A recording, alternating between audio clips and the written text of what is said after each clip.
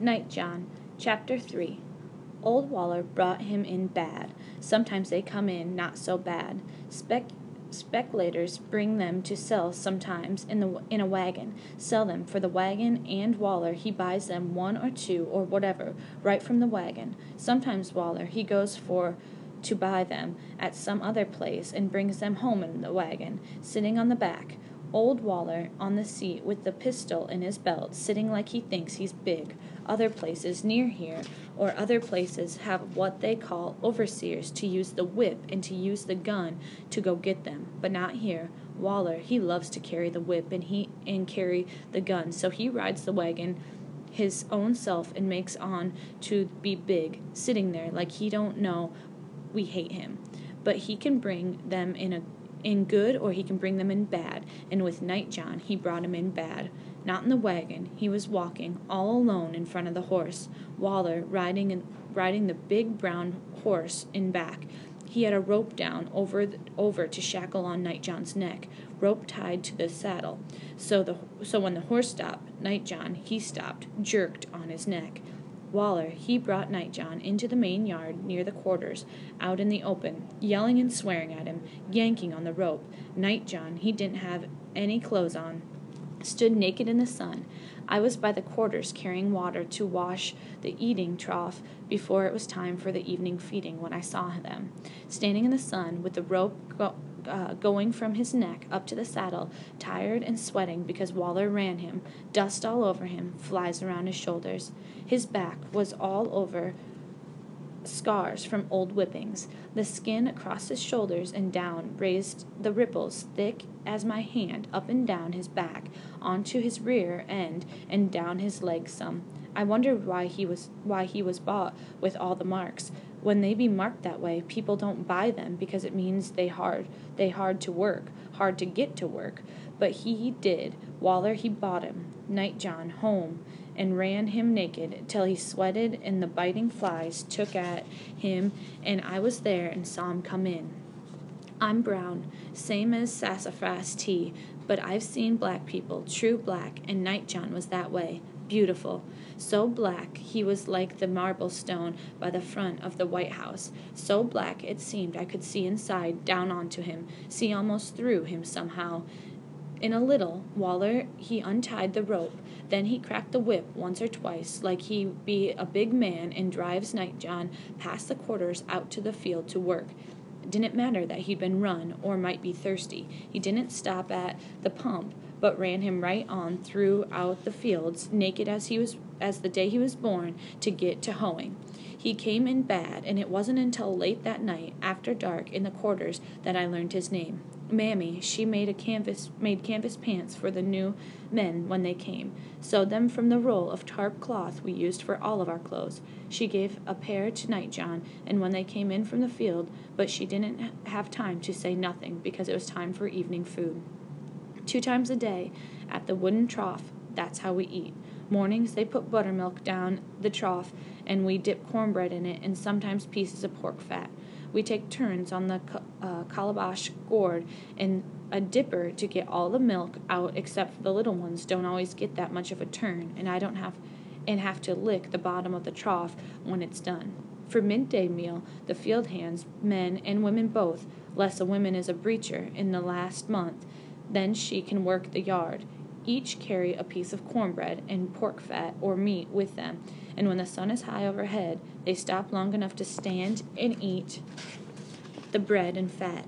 They don't get to sit or rest. Even do they have to do their business, they dig a hole with their hoe and do it standing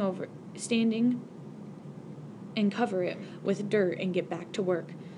Don't they do this? Don't they do it right? Don't they keep standing and work even to eat and do their business?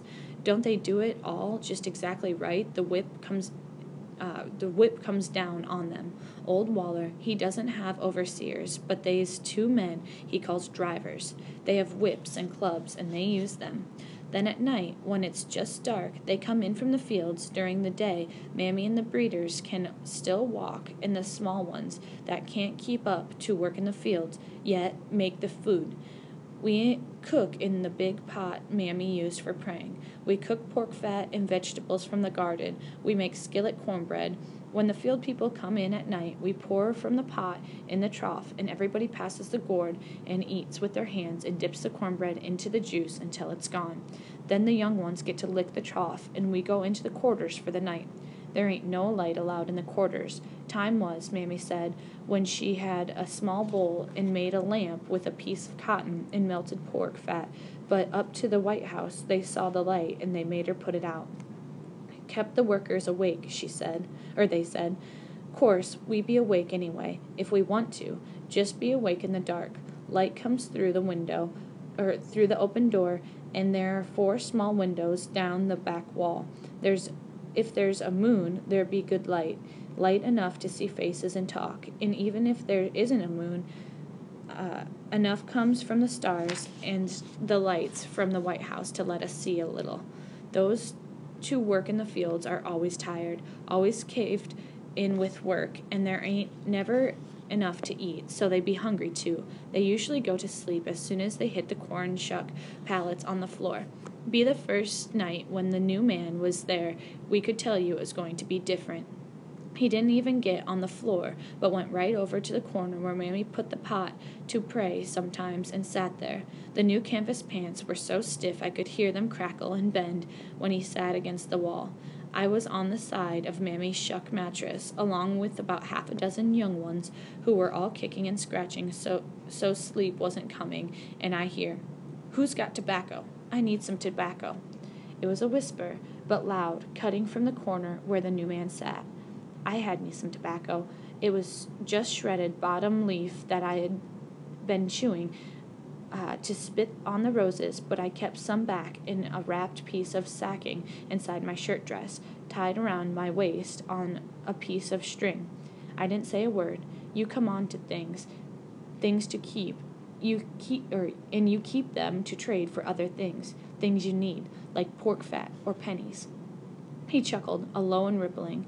It sounded like a low wind from the willows and a small laugh, or maybe water moving over the round rocks, deep and soft. "I'll trade," he whispered. "I'll trade something for a lip of tobacco."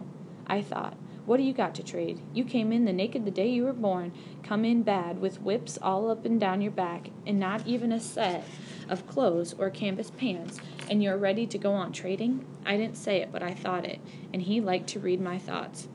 What I got to trade for a lip of tobacco is letters. I know letters. I'll trade A, B, and C for a lip of chew. He laughed again. And there I was, with tobacco in my dress, and he said that I didn't know what letters was, nor that what they meant, but I thought it might be something I wanted to know, to learn. So Mammy, she was sleepin', her breath moving in and out, and I wiggled out of the pile of young ones and moved to the dark corner to set my own self next to him. "What's a letter?" He smiled. "You sound like you've got tobacco." "Not until I know what a letter is." "Why, it's reading. You learn the letters first, and then you know them and string them together into words. I'll trade you 3 letters for a lipful." I knew about reading. It was something that people in the White House did from paper, but they could read words on paper, but we weren't allowed to be reading. We weren't allowed to understand or read nothing, but once I saw some funny lines on the side of a feed sack. It said, 100 pounds. I wrote them down in the dirt with a stick, and Mammy gave me a smack on the back of my head that drove me into the ground. "Don't you take to writing," she said. "I wasn't doing it. I was just copying something I saw in a feed sack." "Don't. They catch you doing that, and they'll think that you're learning to read. You learn to read, and they'll whip you until your skin hangs off like torn rags, or cut your thumbs off. Stay away from writing and reading." So I did, but I remember how it had looked, the drawings on the sack and in the dirt, and it still puzzles me. I dug into my dress and found the tobacco and held it. "You saying you can read?" He nodded. "I give you something to read. You can read it, just like that?" "I can." There was some yellow light from the windows of the big house, and it came through the doorway and made a light patch on the dirt floor. "Come on." I led him to the light patch and squatted. I used my finger to scratch what I remember in the dirt. The floor was hard and packed, and I had to rub hard to make it show right. There. He squatted and squinted. Why, those ain't letters. Those are numbers. Numbers? He nodded. Sure is. They say 100. And then there's those 3 letters on the end. They don't work for me as a word. Just LBS. Don't say a word. It means something to somebody. Can you teach me that? To read? To read what I just put there in the dirt. Can you teach me? He rubs his chin. Well, might be if I had some tobacco. I dug the sack out of my shirt dress and gave him a pinch. He put it in the side of his mouth. Way it works, he said, is that you got to learn all the letters and numbers before you can learn to read. You got to learn the alphabet. Alphabet? He nodded. There'd be lots of letters, and each one means something different. You've got to learn each one. There's 3, you said, back in the dark corner. You can teach me those? I sure can. He used the edge of his hand to rub out what I had written in the dirt. Then he made a drawing with his thumb. A. Tonight we just do A. He sat back on his heels and pointed. There it be. I looked at it. I wondered how it stood. Where's the bottom to it? There, it stands on 2 feet, just like you. What does it mean? It means A, just like I said, but it's the first letter in the alphabet, and when you see it, it makes a sound like this, ah or ah. That's reading. That's reading to make that sound? He nodded.